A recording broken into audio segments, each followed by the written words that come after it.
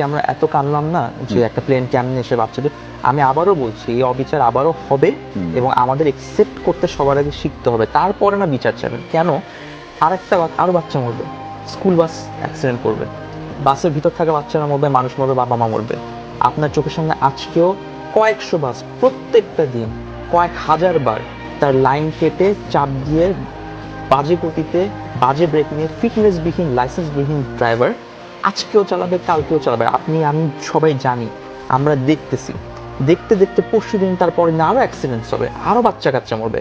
তখন গিয়ে তাদের বাবা মা কাঁদবে কেন হইলো, বাট ওই বাবা মা কোনোদিন ওই বাসের প্রত্যেকটা প্যাসেঞ্জার কোনোদিন গিয়ে বাস থেকে নিচে নামে বলবে না, যতক্ষণ পর্যন্ত না তুমি এটা চেঞ্জ করবা, যতক্ষণ পর্যন্ত তুমি স্ট্রিক্ট হবা, যতক্ষণ পর্যন্ত তুমি সবার সেফটি এনশিওর করবা, এই বাস বন্ধ করে রাখবো। কিন্তু সে একই প্যাসেঞ্জারের আপনার পরিবার মরুক, বিচার চাইতে আসবে। কিসের বিচার তুমি চাইতে আসতেছো? যেই বিচারটাকে তুমি কোনোদিন সাপোর্টই করো নাই, বাট তুমি এখন এন্টাইটেল। তুমি মনে করো তুমি এটার জন্য কোনো কাজ করবে না, বাট তোমার এটা প্রাপ্য না।